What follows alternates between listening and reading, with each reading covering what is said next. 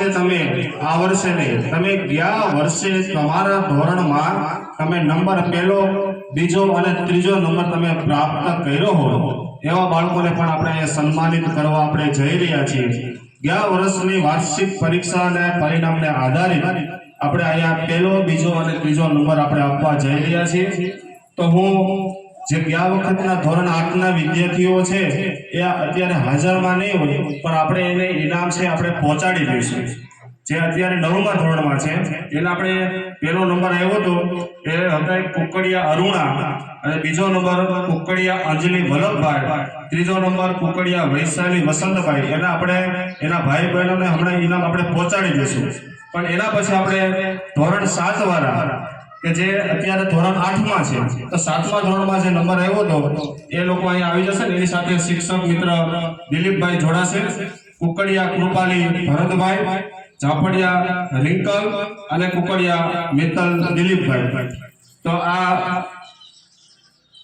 કુકડિયા રિંકલ અત્યારે નથી, તો કુકડિયા મિત્તલ અને કૃપાલીનો નંબર પહેલો આવ્યો હતો, અને ઝાપડિયા રિંકલનો બીજો અને કુકડિયા મિત્તલનો ત્રીજો। તો આપણે આ ત્રણેય બહેનોને આપણે ધોરણ 7 ના પહેલો, બીજો અને ત્રીજો નંબર વિજેતા છે। ખૂબ ખૂબ આપણે એને તાળીઓથી આપણે આવકારીએ।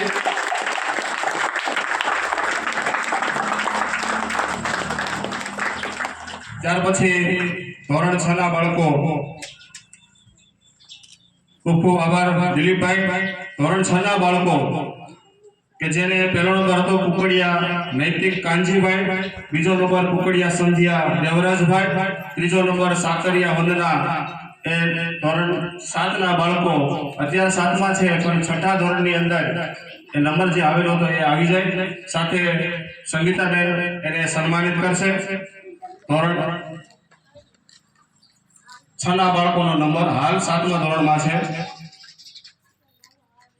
આપણે તાળીઓથી આપણે એને વધાવતા રહીશું।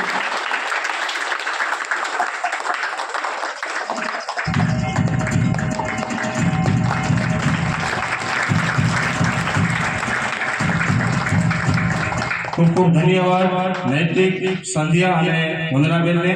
ત્યાર પછી ધોરણ 5માં જેનો નંબર આવ્યો હતો અત્યારે 6ઠા ધોરણમાં બાળકો છે।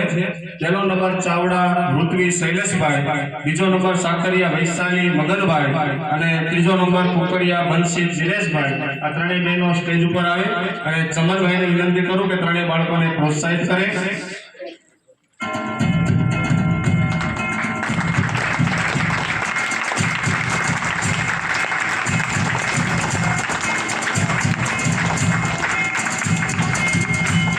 ખૂબ ખૂબ ધન્યવાદ ઋત્વી, વૈશાલી અને બંસીબેન।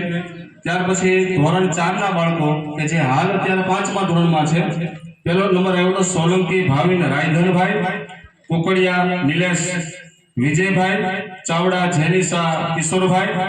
સાથે આપણા આચાર્ય શ્રી ભૂપતભાઈને વિનંતી કે આ ત્રણેય બાળકોને ભાવિન પહેલો નંબર, નિલેશ બીજો નંબર અને જેનિસા ત્રીજો નંબર તમે ઇનામ આપો ને, એટલે એક ઇનામ છે ને થોડું બાકી રાખો, શિક્ષકના હાથે અપાવો। ત્રણે બાળકોને વધાવીએ, આપણે આ તાળીઓથી વધાવીએ બાળકોને।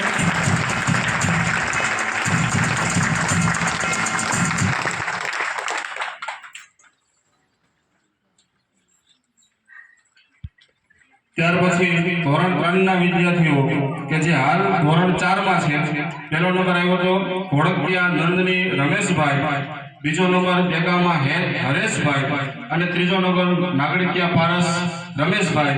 ભરત સાહેબને વિનંતી કરું કે તે આ ત્રણેય બાળકોને ઇનામ આપી, ઇનામની કીટ આપી પ્રોત્સાહિત કરે। પહેલો નંબર નંદની, બીજો નંબર હેર અને ત્રીજો નંબર પારસ।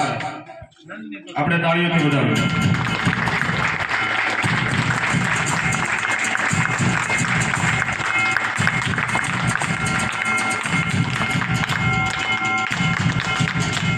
જ્યારે ઇનામ વિતરણ થતું હોય ત્યારે પાછું મને એક પંક્તિ મને યાદ આવી જાય છે કે ચાંદ અધૂરા હૈ સિતારોं के बिना, चांद अधूरा है सितारों के बिना, गुलशन अधूरा है बहारों के बिना, समुद्र अधूरा है किनारों के बिना और कार्यक्रम अधूरा है सम्मान के बिना।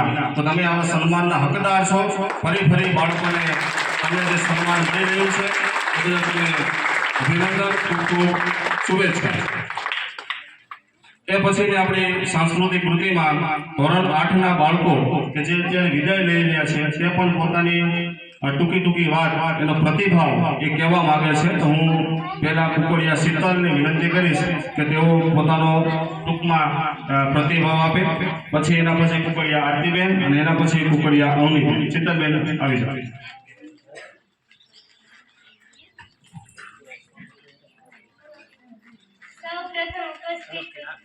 સૌપ્રથમ ઉપસ્થિત આચાર્ય શ્રી, શિક્ષકગણ અને વહાલા વિદ્યાર્થીઓ, આજે આપણી શાળામાં વિદાય કાર્યક્રમ રાખેલો છે.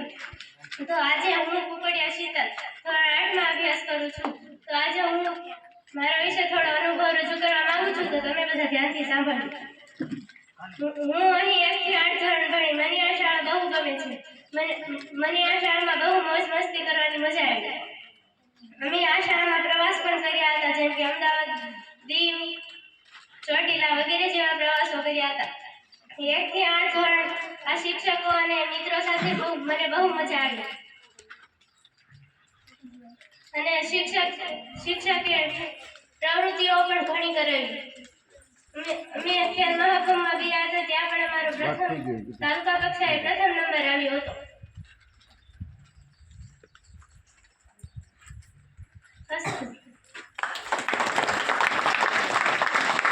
સરસ.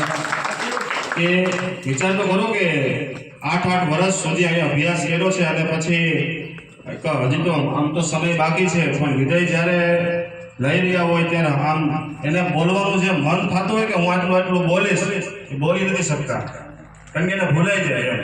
કારણ કે એટલે દુઃખ વ્યક્ત થતું હોય કે એમાં દુઃખના કારણે એનું જે 8 વર્ષનું અહીં જે તપ કરેલું હોય ને તપ પણ એ ભૂલી જતા હોય છે. બીજું કુકડિયા આરતીબેનને વિનંતી કરું કે તે પોતાનો પ્રતિભાવ આપે.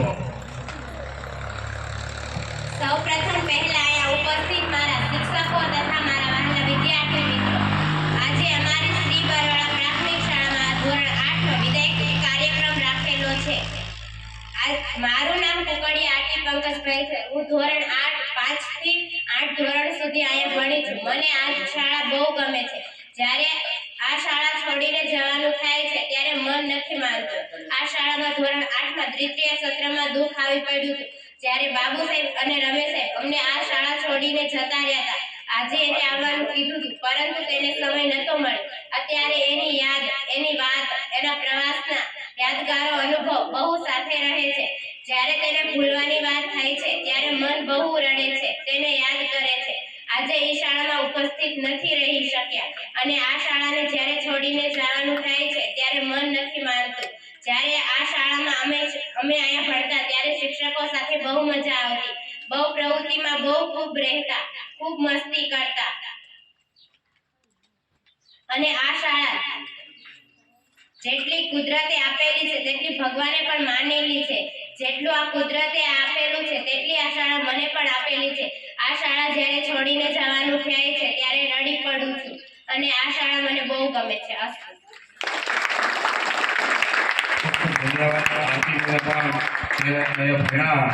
એની જે વાત, એની યાદ છે તાજી કરી. કુકડિયા અવનીબેનને પણ વિનંતી કે પોતાનો પ્રતિભાવ છે એ આપશે. અને આના પછી આપણે ધોરણ 7 ની વિદ્યાર્થી જે સાંસ્કૃતિક કાર્યક્રમ છે એના માટે તૈયાર રહેશે. ધોરણ 7 ની વિદ્યાર્થી. આજે અમારી શ્રી બરવાળા પ્રાથમિક શાળામાં વિદાય કાર્યક્રમ યોજવામાં આવ્યો છે. અહીં આચાર્યશ્રી, સ્ટાફગણ અને મારા વાલા ભાઈઓ તથા બહેનો, આજે હું કુકડિયા અવની ધોરણ 8 માં અભ્યાસ કરું છું. હું આજે આ કાર્યક્રમમાં મારા અનુભવ વિશે રજૂ કરવા માંગુ છું.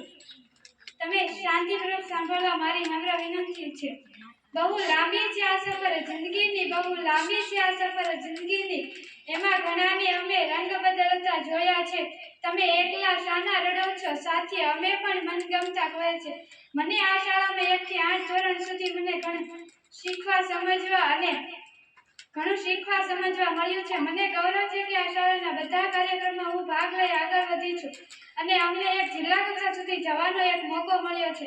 આ દિવસે ખુશી અને દુઃખ બંને થાય છે. ખુશી એટલે થાય છે કે આપણે ભવિષ્યમાં આગળ વધી રહ્યા છીએ. દુઃખ એટલે થાય છે કે આપણે શાળા, શિક્ષકો, મિત્રોને છોડીને જતા રહેવાના છીએ. આ દિવસે હું જ્યારે જૂના દિવસોને યાદ કરું ત્યારે મારા ચહેરા પર સ્મિત આવે છે. હું જ્યારે પહેલા ધોરણમાં અભ્યાસ કરતી ત્યારે મને સ્કૂલ નથી ગમતી. આજે હું વિદાય લઈ રહ્યો છું તો સ્કૂલને છોડવી નથી ગમતી. હું જ્યારે અલવિદા કહું છું ત્યારે મને ઘણું દુઃખ થાય છે. અમે ભેદભાવ વિના સાથે રહેતા અને પરિવારને મારે અલવિદા કહેવું પડે છે. અને અમારા શિક્ષકોએ અમને એક સારો આકાર આપ્યો છે અને મારા મિત્રોએ મને ઘણો પ્રેમ આપ્યો છે. હું સૌનો દિલથી આભાર માનું છું. સ્કૂલ લાઈફ બેસ્ટ હતી, સ્કૂલ લાઈફ બેસ્ટ હતી એવી ત્યારે જ ખબર પડે છે કે જ્યારે આપણે સ્કૂલમાંથી નીકળી જઈએ છીએ. સરસ તારો પ્રતિભાવ આપ્યો કે એક વખત એમ કીધું કે કોને કોને પ્રતિભાવ દેવો છે, પણ જે બાળકોના નામ ન નીકળે એવી અવનીએ કે મારે દેવો છે, ત્યારે મને આ અંદરથી ખુશી થઈ કે વાહ વાહ સરસ એમ કે પોતાની વાત છે, પોતાની નિશાળની જે જૂની યાદો છે તાજી કરે છે. ત્યાર પછી આપણે સાંસ્કૃતિક કૃતિ ધોરણ 7ની વાગ્યરો ઢોલ એ સ્ટેજ ઉપર આવી જાય. સમય આપણો બગડે નહીં, હજી ઘણા ઇનામ વિતરણ પણ બાકી છે. ધોરણ 7ની વિદ્યાર્થી હજી આપણે સમિતિઓના ઇનામ આપવાના છે બધાને, જે સમિતિમાં રહ્યા છે. પછી જે બાળવાટિકાવાળા બાળકો છે બધાને ઇનામ મળે છે ભાઈ. બધાએ પાવભાજી તો વધારે ખાજો હો. હા, ઇનામમાં કોઈને બાકી રાખવા જ નથી. ધોરણ પહેલા વાળાને, બીજા વાળાને, ત્રીજા વાળાને, ચોથા વાળાને કોઈને ઇનામમાં બાકી રાખવા જ નથી. ધોરણ 7ની